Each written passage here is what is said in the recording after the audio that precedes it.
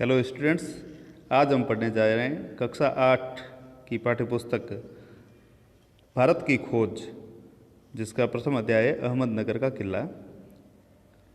भारत की खोज पंडित जवाहरलाल नेहरू द्वारा रचित अंग्रेजी पुस्तक डिस्कवरी ऑफ इंडिया का हिंदी में अनुदित रूप है।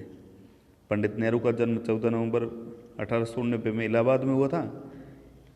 इनके पिता पंडित मोतीलाल नेहरू सुप्रसिद्ध वकील रहे हुए हैं। पंडित जवाहरलाल नेहरू ने महात्मा गांधी के नेतृत्व में देश को स्वतंत्र करवाने के लिए संघर्ष किया था। आज़ादी के बाद 15 अगस्त 1947 से 27 मई 1964 तक वे देश के प्रधानमंत्री रहे।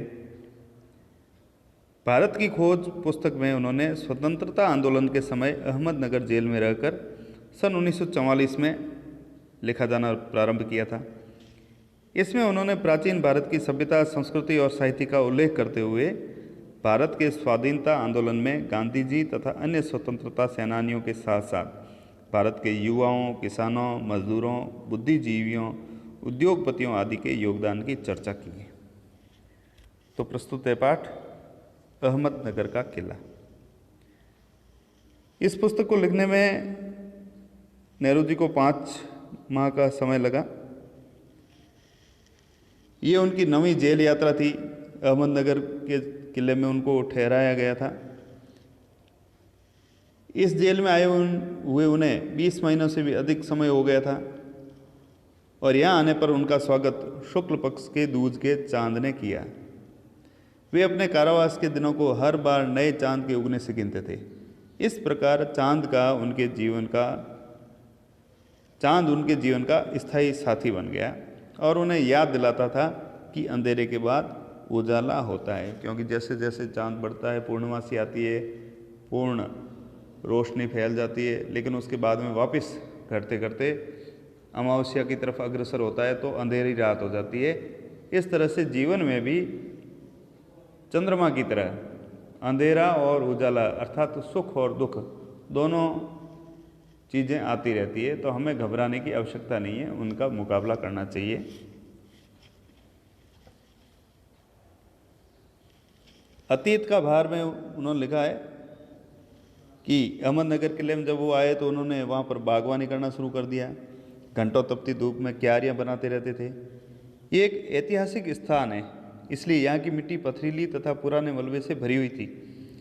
यहाँ की ऐतिहासिक घटनाओं में से उन्हें चांद बीबी के साहस की कहानी याद है, जिसने अकबर की शाही सेना के विरुद्ध अपनी सेना का नेतृत्व किया था और बाद में अपने ही एक आदमी ने उसकी हत्या कर दी थी।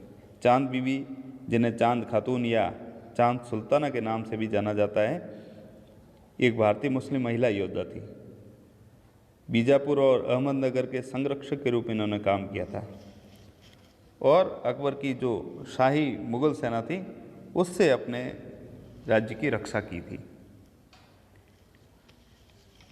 तो जब वे खुदाई करने लगे तो फिर बाद में जेल के अधिकारियों ने उन्हें आगे मना कर दिया खुदाई करने से, तो उन्होंने कलम उठा ली और कुदाल को छोड़ दिया।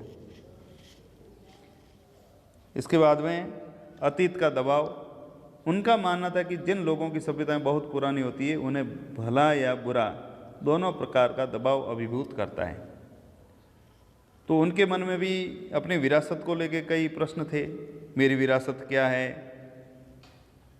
वे सोचते थे क्या विगत हजारों वर्षों में मानवता ने जिसे प्राप्त किया है वही उनकी विरासत है? वे स्वयं को मानव की विजयों के उल्लास, पराजयों की यंत्रणा, साहसिक कार्यों के आनंद का वारिस मानते थे।